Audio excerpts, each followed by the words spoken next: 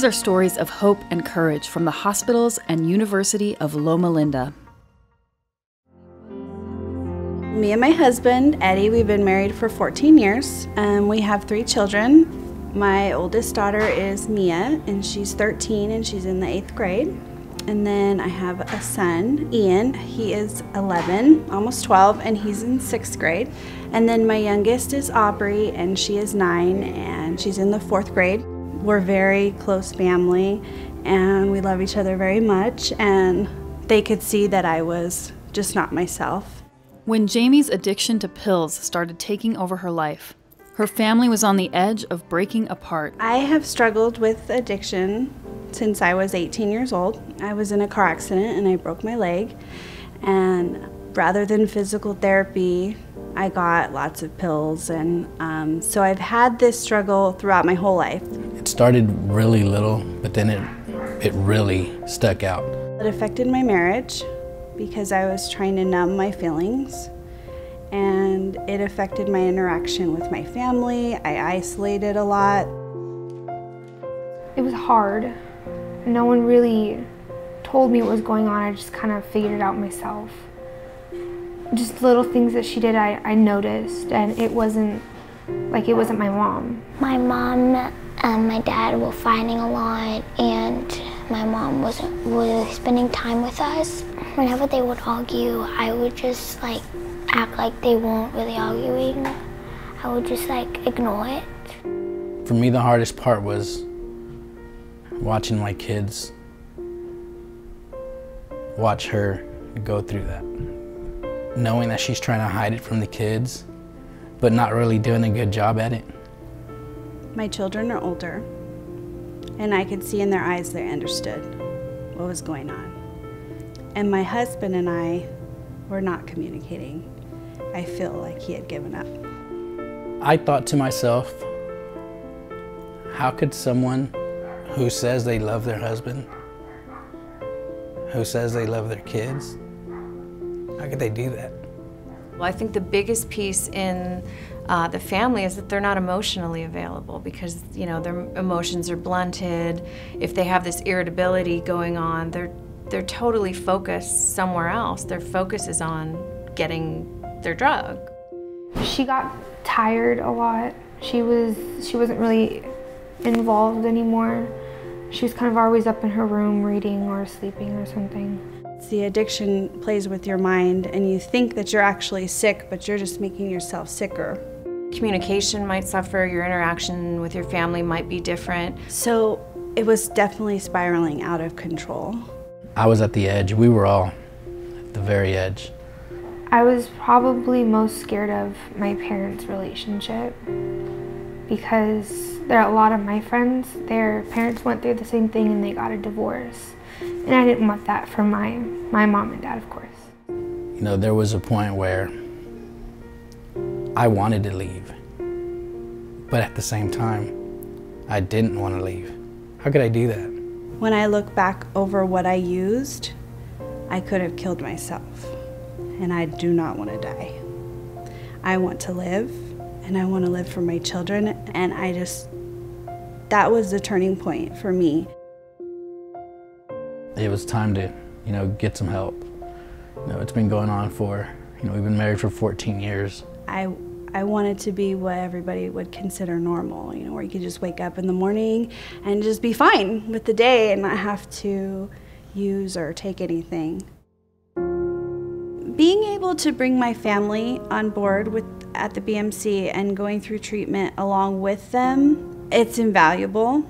We were so isolated that opening up it to my family, especially my immediate family, my children and my husband, it just brought the walls down so that you could talk about it.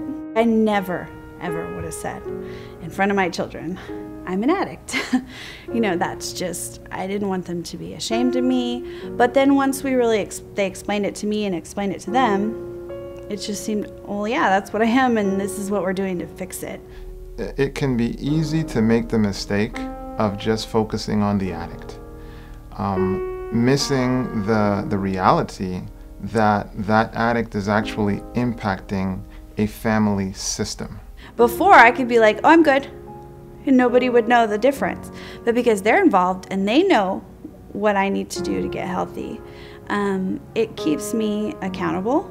Participation by the family reduces the rate of relapse and actually helps the patient continue on in treatment.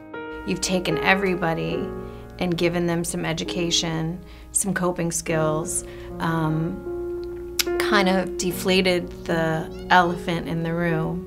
My kids came on, kids' night, and my husband came to his things and, learned more about himself, and they learned about themselves, and we really opened the dialogue to talk about it, which we never had before. I was really excited that the kids finally got to speak out.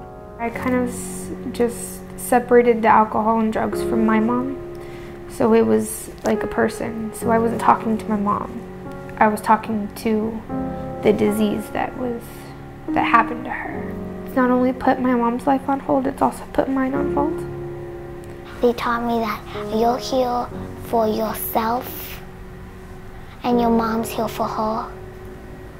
They taught me that it is like a disease. She didn't choose it, it just happens. And they taught me that it is important for the kids to be involved in what's happening. It's really difficult to hear those things because you feel like you're responsible, but yet they have the ability to tell you how they feel, and it opens the dialogue between them and me and my husband, just to know what we were doing affects them. You never know what you've done until you really they can open their mouths and tell you. And that way the family member gets to learn about themselves too. And for kids especially, it's really important to be able to give them a safe place to talk about what's going on, because they're not allowed to talk about it generally when it's going on in the home. The relationship between Jamie and I is 100 times better. We've learned to communicate with each other. Well, they're not arguing anymore. My mom, she's spending more time with us. She's not always in her room reading a book or going to sleep. And I've gotten to trust my mom and my family a lot better. I feel that Loma Linda and the BMC has given me so much hope. Hope for the future, hope for a better life.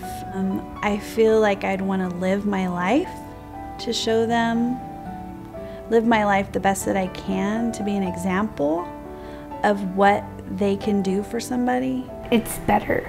I have my mom back. I love my mom as far as my arms can go. I get to bring our kids home to both of us, me, Jamie, my family, all of us together.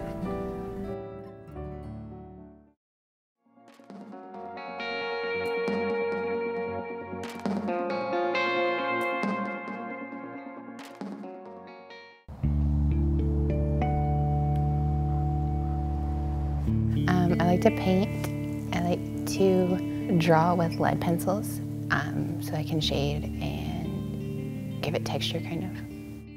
I never could have imagined that I'd feel this way. I'm a very creative person. I feel more alive when I'm out there dancing or singing, and I like writing music. I'm really outgoing and I make friends really easily, and I love hanging out with all of them. I love the beach, and I don't know, I like life. I love to just, be me. These are your everyday teenagers going about their lives of school, sports, and friends.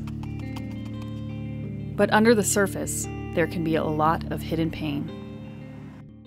I tried to kill myself and got sent to a psych ward. That time I was 17. I got sent because she had found out that I was cutting, and I wouldn't promise that I would stop because, I'd promised before, but I knew I couldn't keep it. I was in the 5th grade when I first started self-injury, and at that time, I wasn't using razors or anything like that. I actually used toenail clippers. And I would clip big chunks of skin out of my legs. And then I'd have to do it again and again and again and again. Like, you know what I mean? Like sometimes if I wasn't home, I needed to get home. And then it turned into like burning myself, which just like opened up a whole new like, oh, this is good. Like I like this a lot, like kind of a thing. And it just like, I could scare myself with it.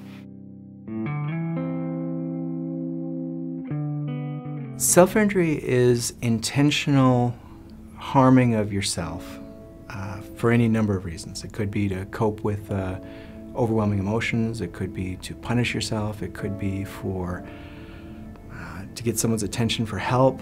14 to 24% of adolescents in recent research tell us that they've self-injured sometime in their life. Most often it's cutting, but it also can be biting, hitting, hair pulling. Picking is very common as well. The kid who's self-injuring really isn't any different than the football player who smokes pot or the cheerleader who drinks too much on the weekends. We all do things that are unhealthy to make ourselves feel better, whether it's a glass of wine after work or smoking cigarettes on our break or gambling on the weekend or shopping too much. We all do things that aren't healthy to get us calmer and more relaxed. These kids aren't any different. A young person who is trying to hide their cutting may cut their stomach, may cut on their chest where a bra would cover it up. They may cut on their thighs. So even if they're wearing shorts, it's covered. That's going to be harder to detect. It's going to be harder to find the warning signs. You're not going to see the physical evidence of it. You're going to see more emotional evidence. The most important thing to remember is to stay calm. Your response opposed to your reaction are very important in what happens with that child in the next half hour or so. The first thing to do is to get them to a safe place that's quiet. Of course, if there's injuries that are serious that you need to treat, do that first. Simply sit and listen to them away from where other kids can see. Just that time alone with them where you can listen to what their pain is, not look at their pain, because they're saying, can you see my pain? Not can you see my cuts? So spend time with them before you call the police, before you call the parents. Just sit and talk to them. Give them a chance to calm down. We usually recommend about a half an hour or maybe 40 minutes if you have that much time. Then, of course, parents must be called, and you must let the child know, the adolescent know, that their parents need to be informed so you can help them get treatment for this, and that it is treatable and there is hope.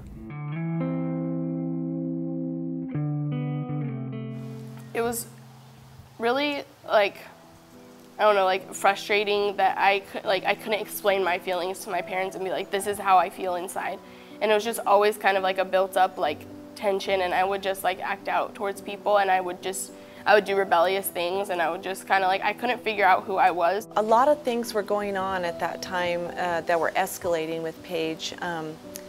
She was very emotional, very angry. We couldn't get in there to communicate. We just couldn't reach her.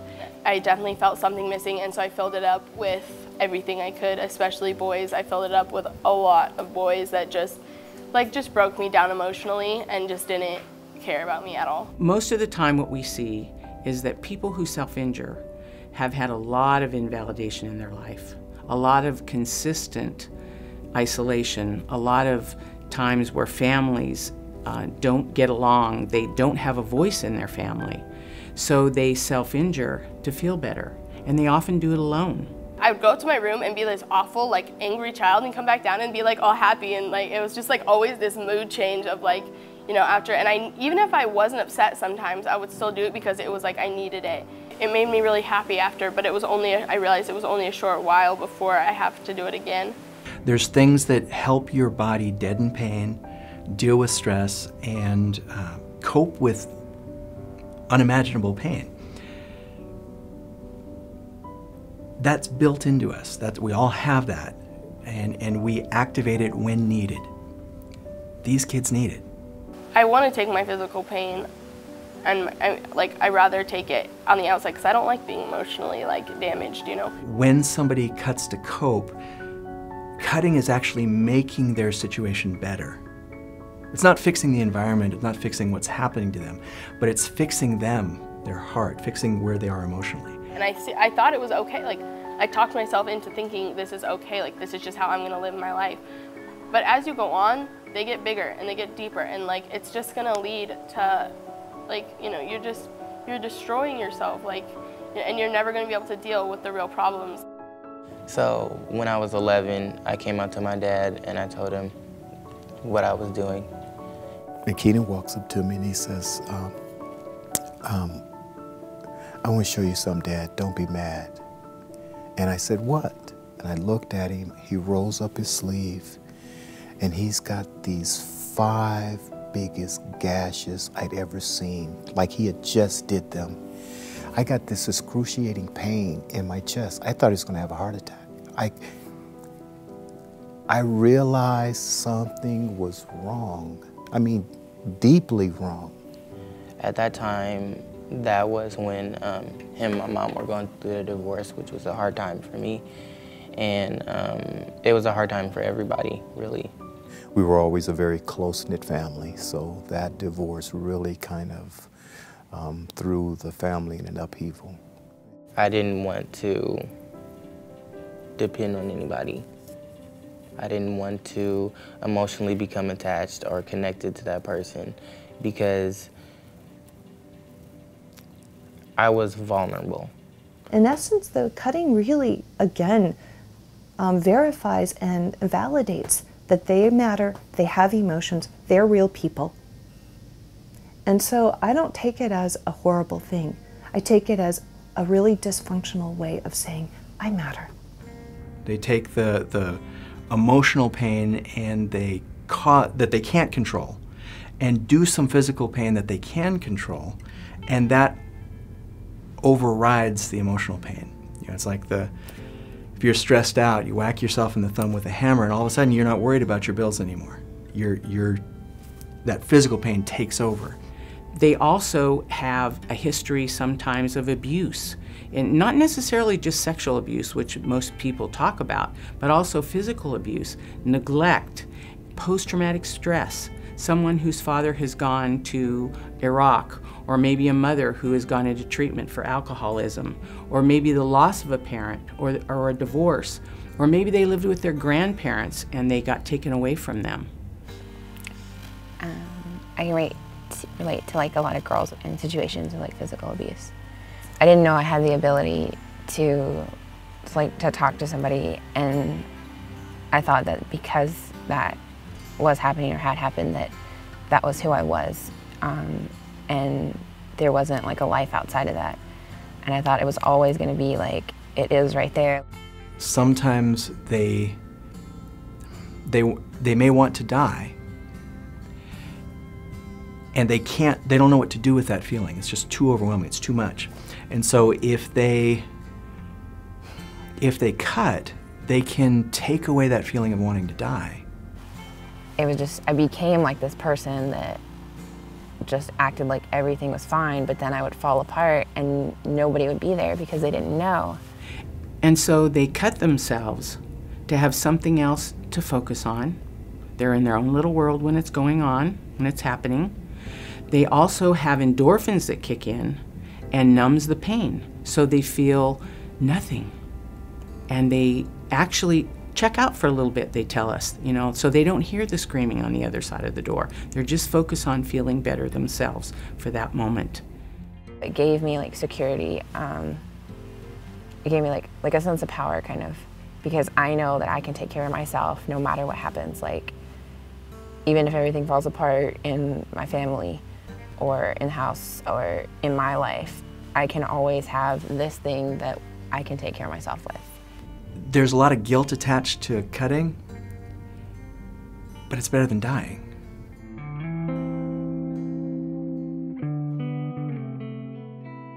I needed serious help. I finally told my parents, I was there's something wrong with me. You know what I mean? I need help. It was a helpless, hopeless, horrible feeling for a parent, and just desperate, and wanting someone, looking to anybody and everybody to help us.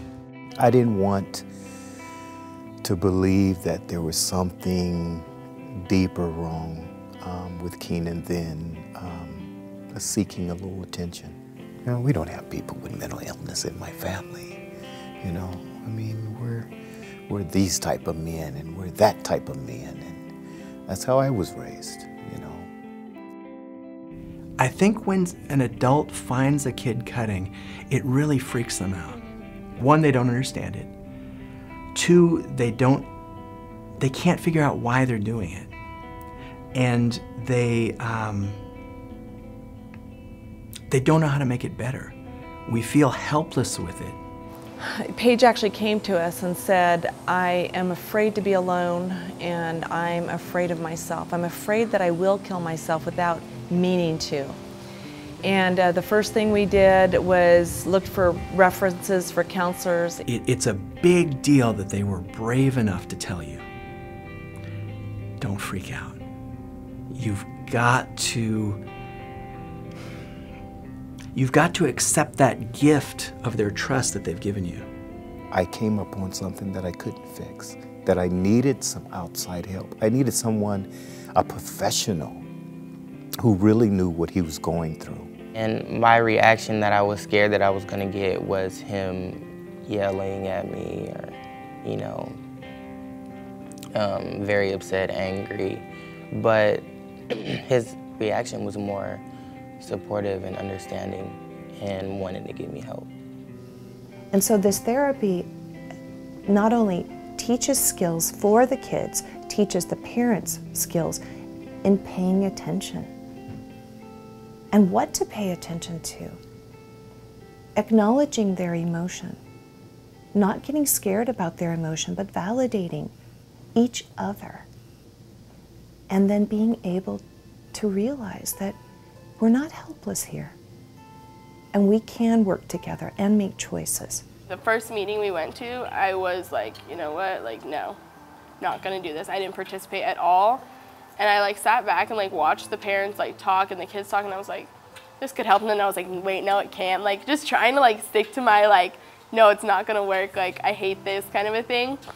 It got better once I started like figuring out that, yeah, I kind of did need to be there, and that it was a place where I could kind of be open, and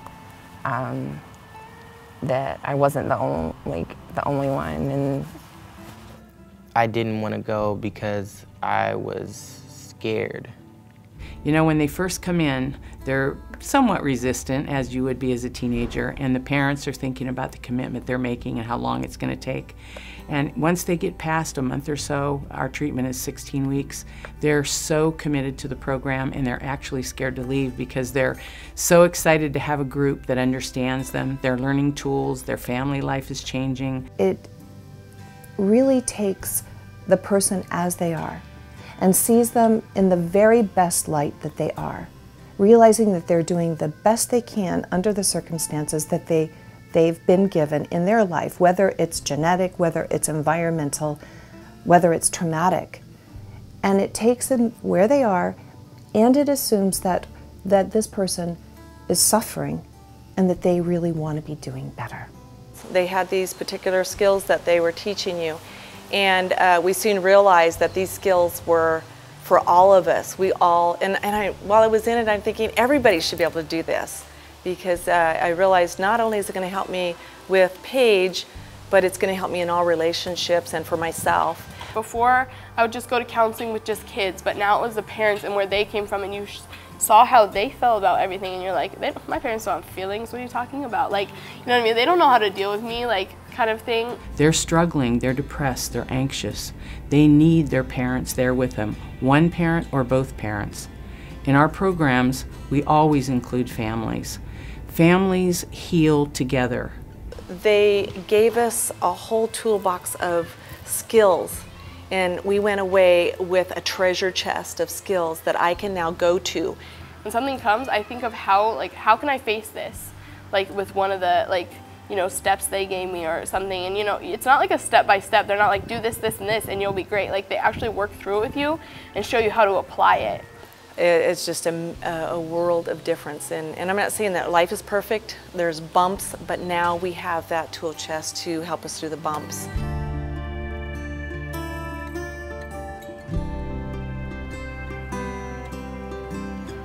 When I'm cutting, like, I have those cuts and I can kind of like, it's reassuring to me. And so without that, like, there's nothing there. I get really nervous when something happens. I want to fall back on that. Every day it's learning kind of how to put that away, or like put that to the side for today, and learn how to deal with what I'm going through today. I want to start a new day, and I want to like talk to my friends, and I want to talk to my family. I want to be with my family, and like I used to, if my parents were like gone from the house, I'd be like, yes, no one's gonna bug me, like I'm get to be away from people. But like now that like I miss my mom when she goes to work, like I miss my dad. She wants to be with me.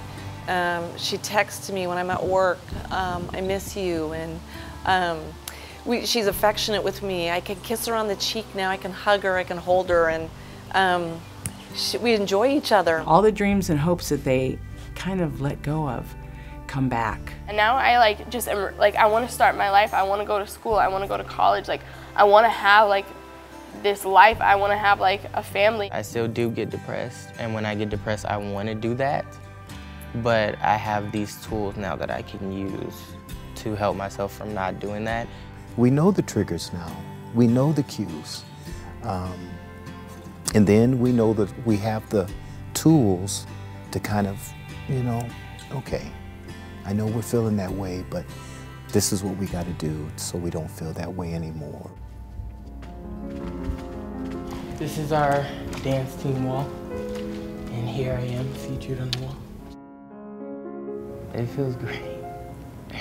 It feels really good. I feel like every day I take more of my happiness back that was taken away from me through depression. I got my son, and I think he's gonna make it now.